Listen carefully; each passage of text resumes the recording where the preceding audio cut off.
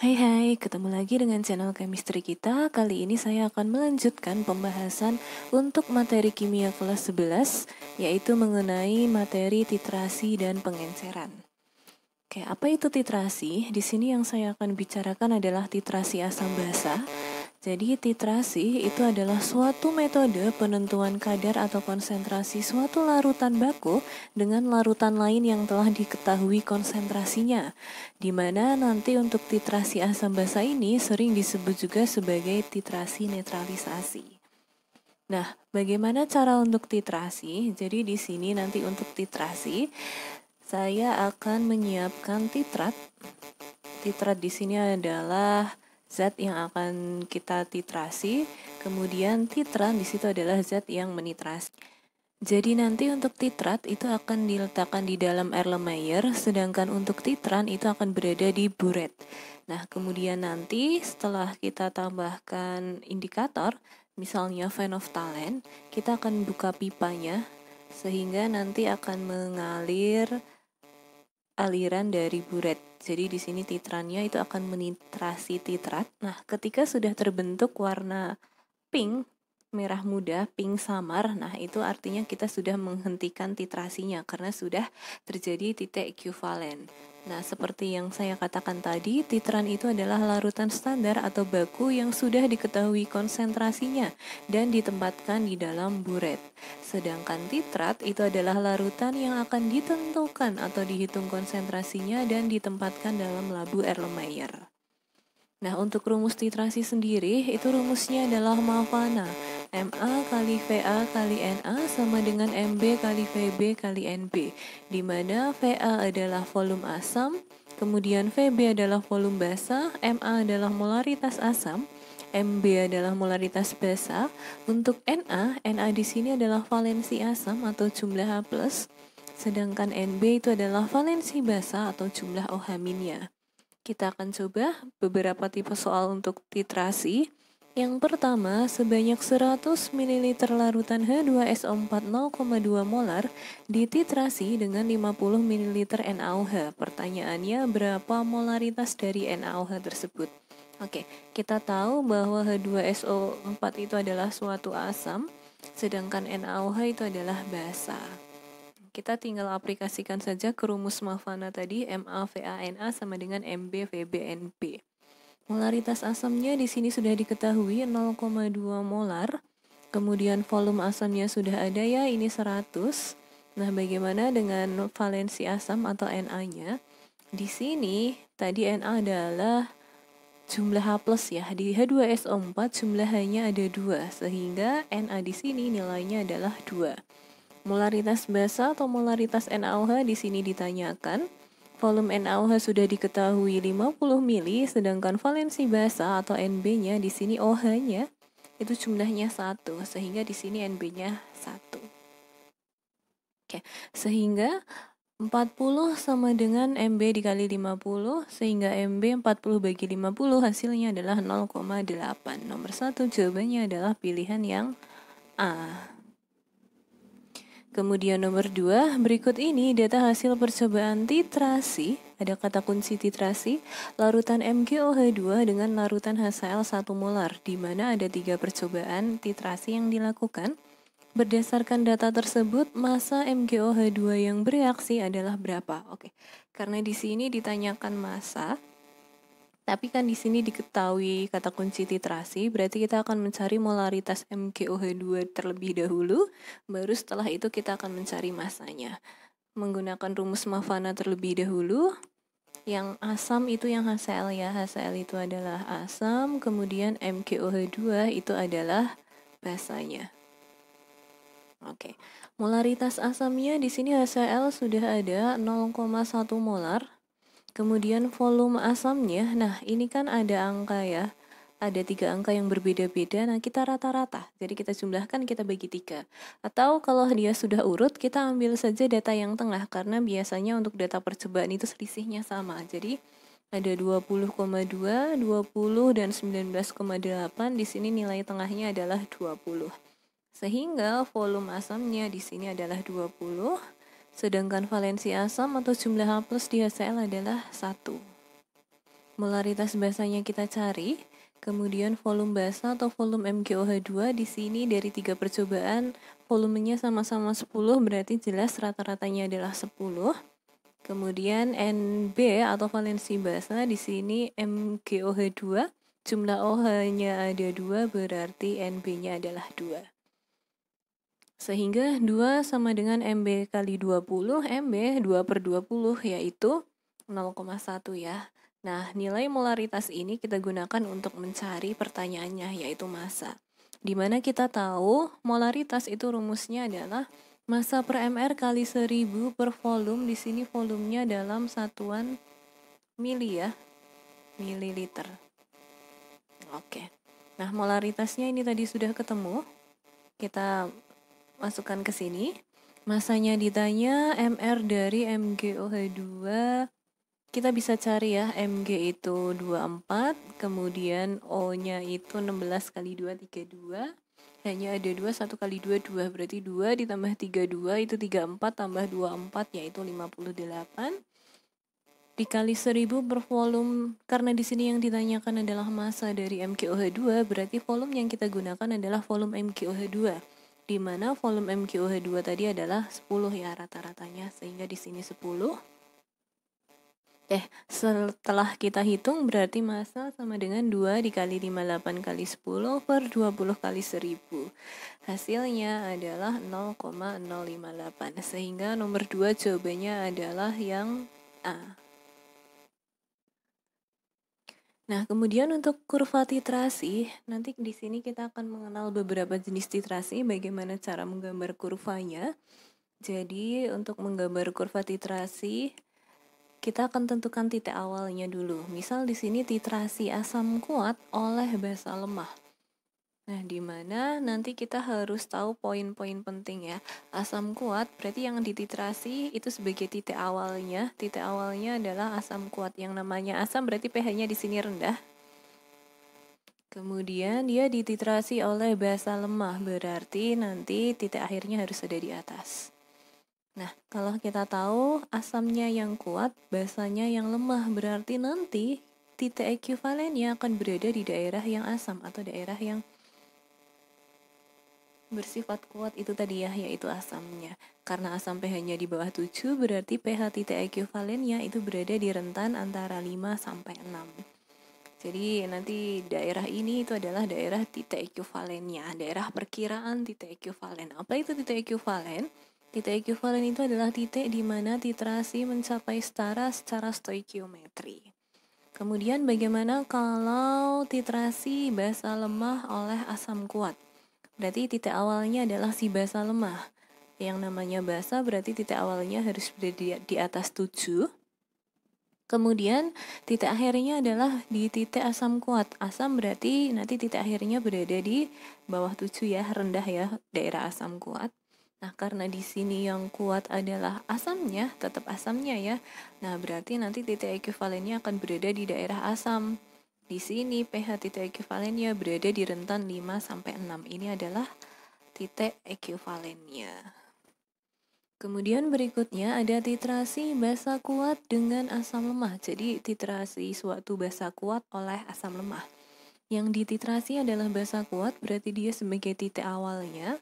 Titik awalnya di daerah basa berarti dari atas kita mulai, sedangkan titik akhirnya di daerah asam berarti ada di bawah.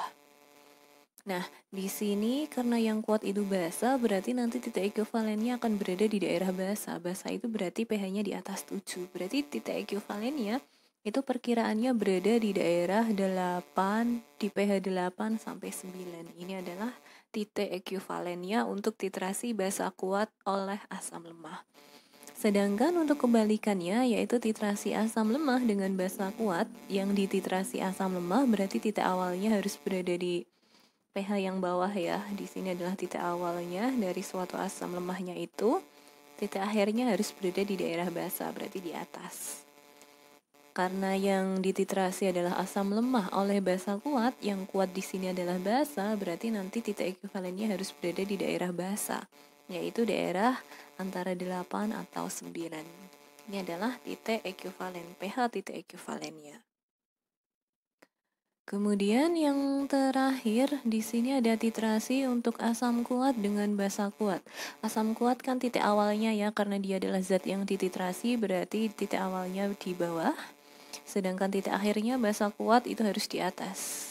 Nah, di sini sama-sama kuat, asam kuat dan basa kuat. Kalau kuat sama kuat berarti dia netral.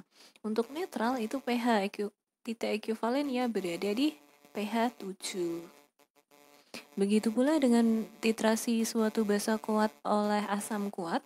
Yang dititrasi basa kuat berarti titik awalnya ada di atas, di daerah basa, kemudian asam kuat berarti di bawah untuk titik akhirnya. Karena sama-sama kuat berarti nanti dia netral, pH titik ekuivalennya adalah 7. Nah, ini adalah beberapa contoh untuk soal titrasi yang digabung dengan kurva. Soal nomor 3, sebanyak 10 ml larutan HCl ditetesi dengan larutan NaOH dan diperoleh kurva titrasi seperti pada gambar. Pertanyaannya, berdasarkan titik ekuivalen yang dicapai, maka konsentrasi asam klorida yang dititrasi adalah berapa? Oke. Asam klorida atau HCl di sini bertindak sebagai asamnya, sedangkan NaOH nanti dia akan bertindak sebagai basa ya. Di sini karena ditanyain konsentrasi salah satu berarti menggunakan rumus Malvana.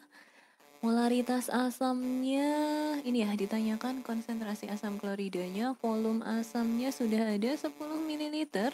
Kemudian untuk Na atau valensi asam jumlah H di HCl adalah 1 sehingga Na-nya adalah 1.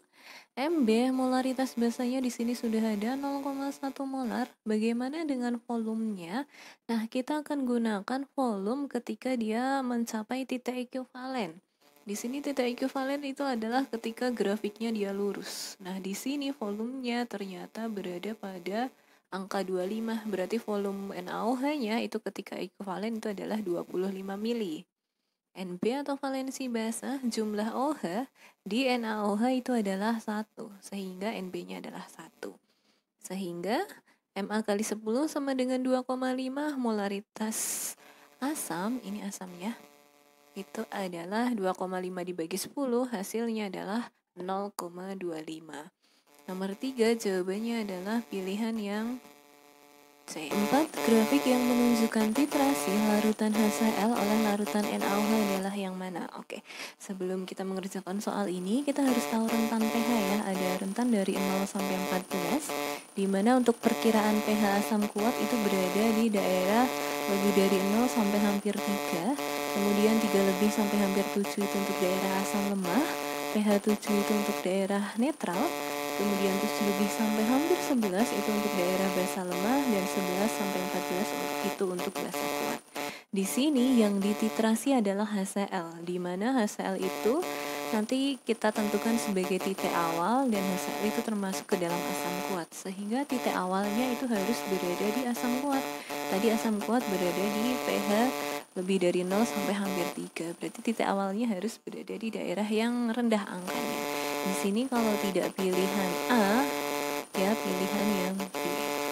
Oke, selanjutnya kita tentukan titik akhirnya. Di sini yang menitrasi adalah NaOH, di mana NaOH itu termasuk ke dalam basa kuat. Berarti titik akhirnya harus berada di pH basa kuat. Basa kuat itu kalau mau sangat kuat berarti dia pH-nya kalau tidak di angka 13 ya 14.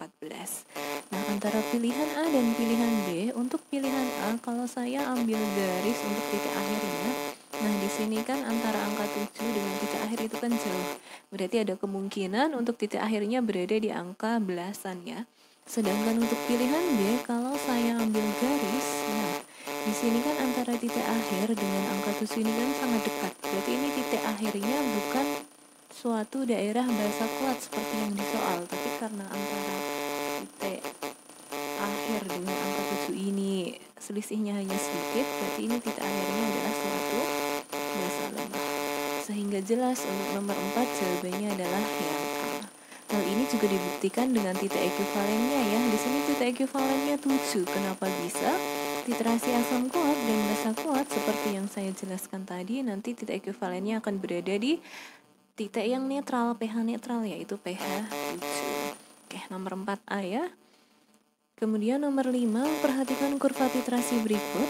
Kurva di atas menggambarkan perubahan pH pada titrasi apa. Oke, ini ada rentan pH yang sudah saya jelaskan seperti di soal sebelumnya tadi. Nah, di sini itu kan dia titik awalnya di sini 3 tapi 3 lebih ya. Berarti nanti bisa saya katakan untuk titik awalnya atau zat yang dititrasi kalau tidak asam kuat ya asam lemah ya. Oke, yang jelas pilihan E itu bukan. Kemudian untuk titik akhirnya di sini. Nah, kalau saya ambil garis, ini kan angkanya lebih dari 10. Berarti jelas titik akhirnya itu merupakan suatu basa kuat. Sehingga pilihan C dan D jelas bukan. Nah, kita tinggal menentukan apakah titik awalnya ini si asam kuat atau asam lemah. Bisa kita lihat dari titik ekuivalennya. Titik ekuivalennya adalah angka 10. Artinya titik ekuivalennya itu berada di daerah yang basah. Nah, berarti kalau titik ekuivalennya berada di daerah yang basah, berarti salah satu zatnya itu bersifat basa kuat. Sedangkan kalau mau di daerah basah, otomatis asamnya itu harus lemah, karena yang menangkan harus yang kuat. Kalau mau menggunakan pilihan A, itu kan kalau asam kuat dengan basa kuat, nanti kan titik ekuivalennya berada di pH 7. Sedangkan pada grafik yang di nomor 5 ini, titik ekuivalennya berada di pH 10. Sehingga jawaban untuk nomor 5 adalah pilihan yang B. Selanjutnya adalah pengenceran. Nah, apa itu pengenceran? Pengenceran itu adalah proses mencampur larutan pekat yang memiliki konsentrasi tinggi dengan cara menambah pelarut, biasanya air, agar diperoleh volume yang lebih besar. Jadi di sini misal saya akan melakukan pengenceran suatu zat. Di sini zatnya saya masukkan menggunakan pipet ya. Nah, ini adalah zat yang akan kita encerkan. Nah, kita mengencerkan menggunakan labu ukur ya. Di sini ada aquades nih, ini ada pelarutnya. Saya masukkan sampai ini. Nah, tanda ini. Kemudian setelah kita campur, kita akan memperoleh hasil pengencerannya. Ini sudah diencerkan jadi larutan awalnya tadi.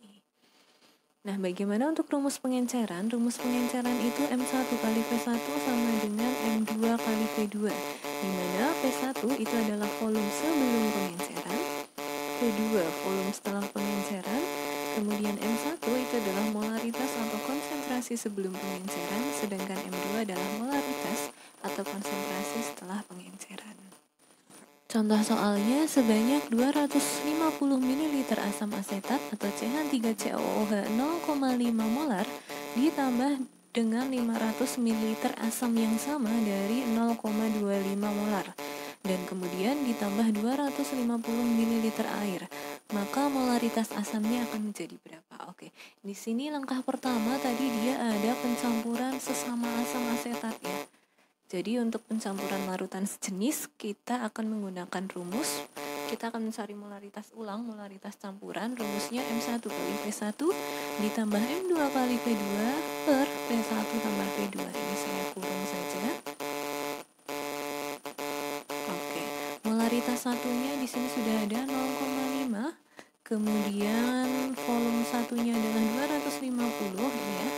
0,5 dikali 250. Kemudian untuk M2-nya di sini ada 0,25, berarti di sini 0,25 dikali volume 2-nya adalah 500. Dibagi dengan volume 1 tambah volume 2 yaitu 250 ditambah 500 sehingga itu hasilnya 250 per 750 yaitu 1/3. Ini untuk molaritas pencampurannya, campuran dari larutan sejenis. Kemudian tahap yang kedua itu dari pencampuran larutan sejenis itu ditambahkan 250 ml air. Jadi penambahan air itu sama saja dengan proses pengenceran, di mana pengenceran tadi rumusnya adalah M1 kali V1 sama dengan M2 kali V2. Molaritas 1 itu molaritas yang kita dapatkan dari pencampuran sejenis tadi ya, yaitu 1/3. Kemudian volume satunya kita menggunakan volume total ini tadi 250 ditambah 500 yaitu 750. Kemudian molaritas 2 itu adalah molaritas yang akan kita cari, sedangkan volume 2 ini adalah volume setelah pengenceran. Tadi kan volume awalnya 750, saya tambahkan air untuk pengencerannya 250. Sehingga 750 ditambah 250. Oke, 250 sama dengan M2 dikali 1000, sehingga M2 adalah 250 per 1000, yaitu 0,25 molar. Oke, kemudian soal terakhir nomor 7, asam oksalat adalah asam berbasa 2. Asam berbasa 2 itu berarti valensi asam atau jumlah H plusnya adalah 2. Sebanyak 10 ml larutan asam oksalat diencerkan dengan air sampai volumenya 100 ml. Larutan ini digunakan untuk menitrasi 20 ml larutan NaOH 0,2 molar dengan indikator bromtimol biru. Bila titik akhir titrasi diperoleh saat volume asam oksalat mencapai 25 ml, maka konsentrasi larutan asam oksalat awal adalah berapa? Oke, ada dua tahap. Tahap pertama di sini adalah diencerkan atau pengenceran. Di mana pengenceran tadi rumusnya M1 kali V1 sama dengan M2 kali V2. Molaritas awal asam oksalatnya belum ada ya, ini ditanyakan tadi. Sedangkan volume awalnya adalah 10 ml. Molaritas 2-nya juga belum ada, tapi volume 2-nya sudah ada 100 ml. Oke, berarti M1 kali 10 sama dengan M2 dikali 10, dikali 100. Nah, kemudian step kedua ini adalah titrasi. Titrasi itu rumusnya adalah malvanah, molaritas asam kali volume asam kali valensi asam sama dengan MbVbNp. Di sini asamnya tadi asam oksalat ya, molaritas asam oksalatnya kan belum ada. Nah, kita kan tahu tadi dari soal, itu yang kita gunakan untuk titrasi itu adalah molaritas dari hasil pengenceran kan. Berarti nanti kita harus tahu molaritas 2-nya dulu. Molaritas 2 itu kan sama dengan M1 per 10 ya jadinya. Ini nanti akan bertindak sebagai MA-nya. Kemudian volume asamnya ini adalah 25, sudah ada di soal. Kemudian Na, valensi asamnya tadi adalah 2. Kemudian volume basa atau NaOH adalah 0,2, volume basanya adalah 20. Kemudian Nb atau valensi basa, jumlah OH di NaOH adalah 1. Sehingga di sini M1 kali 5 sama dengan 4, sehingga M1 adalah 4/5 atau 0,8. Nomor 7 jawabannya adalah pilihan yang C. Oke, cukup sekian untuk penjelasan dari titrasi dan pengenceran. Jika ada yang ditanyakan, silahkan ditanyakan. See you.